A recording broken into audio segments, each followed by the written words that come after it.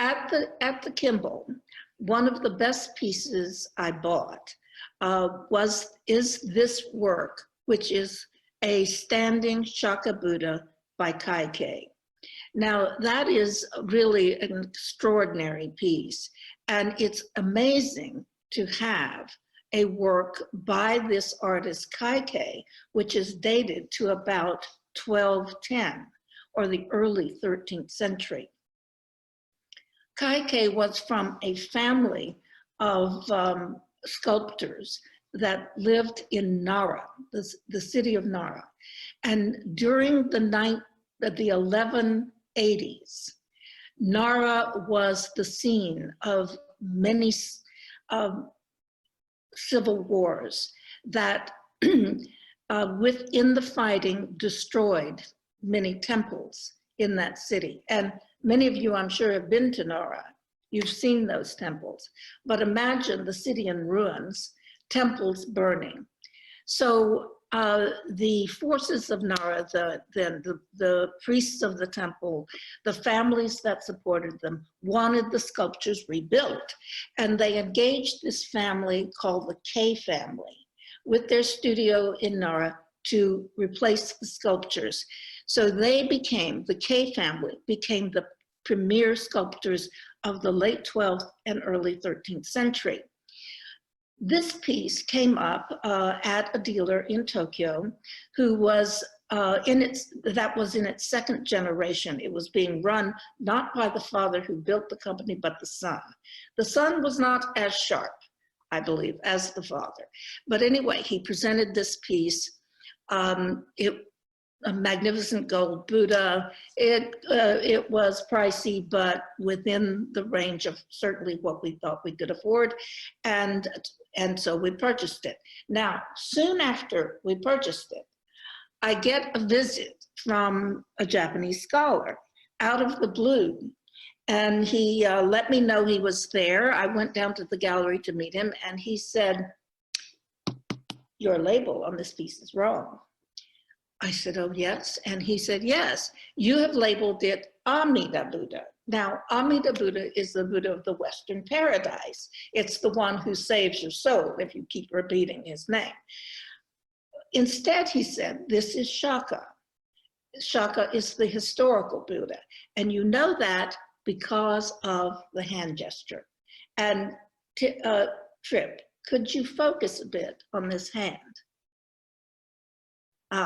Can you see it? I hope you can see it. It's the hand held upright like this, the right hand.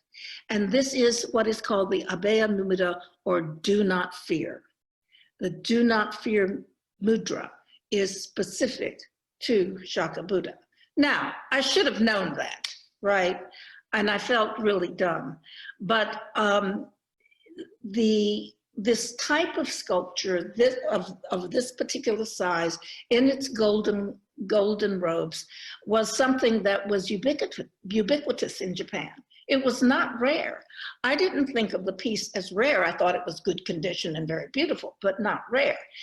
However, he said, did you find a signature on this work? And I had not found a signature. There was nothing obvious, but it turned out that, and he gave me this hint. He said, you really have to look at the feet. So we took the sculpture down, lifted it off, and there are pegs on the bottom of the feet that are used to slip into the pedestal to keep it standing.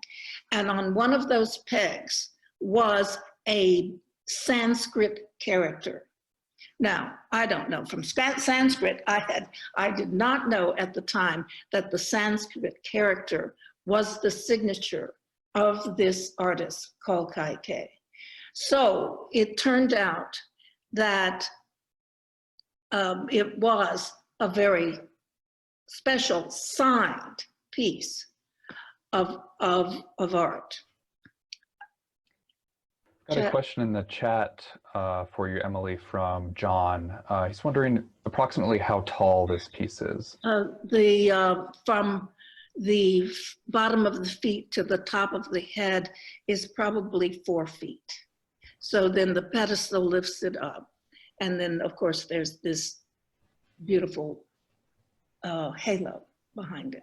So altogether, it gets to be about more like 10 or 12 feet when you see the whole thing. It's magnificent. Okay, so this was really wonderful, but it turned out in 2018, the Nara National Museum mounted an entire exhibition devoted to Kaike. And his sculptures, as I said, were abundant. But it turned out from their research and putting the show together that this piece is the only Shaka Buddha he made, the only image of the historical Buddha. And because it's in such great condition and is so beautiful, it was the star of the show. His piece from Fort Worth, Texas.